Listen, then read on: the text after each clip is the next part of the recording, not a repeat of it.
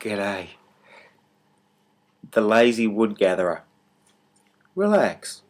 Be very still and listen. Listen carefully to this tale about Gabriel, a boy who lived in a small cottage on a cliff overlooking the sea. One day he got into big trouble with his parents.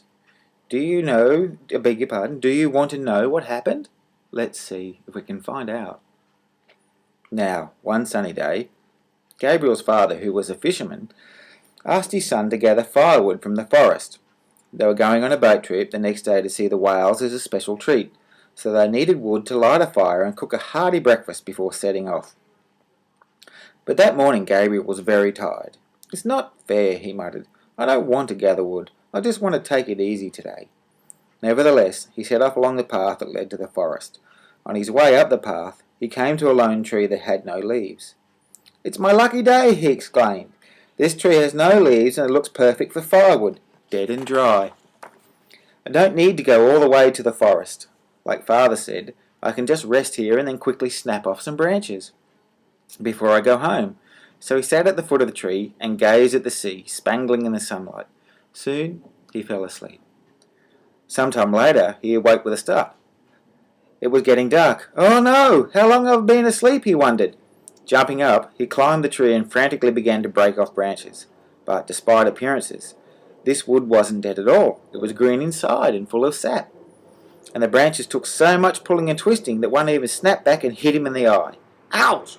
When he had finally broken off enough branches, he bundled them into his arms, ran back home and piled them outside the house before he went into bed. Early next morning, Gabriel's mother rose to prepare breakfast. She picked up the wood to start a fire, but the flames just flickered and died. When her husband came down, she still had no fire. "I'm sorry, breakfast's not ready," she said. "This wood is so green and damp that fire won't light." Just then Gabriel appeared. "Son, what's wrong with your eye?" asked his concerned mother. "And why is this firewood so wet?" growled his father. The boy gulped and shuffled his feet. He felt ashamed that he had let them down by being so lazy the day before. Trying not to cry, he explained how he had fallen asleep under the tree and gathered the wrong wood, hurting his eye in the process. "I'm so sorry I didn't get to go to the forest like you asked. I was feeling too tired and I tried to take an easy way out," he said.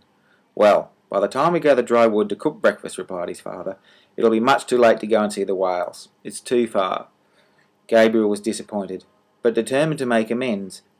Later that day he went to the forest to collect lots of good firewood, so the next morning his mother was able to cook them all a filling breakfast, and as a reward for his hard work, they went to see the whales after all, a magical experience that Gabriel never forgot.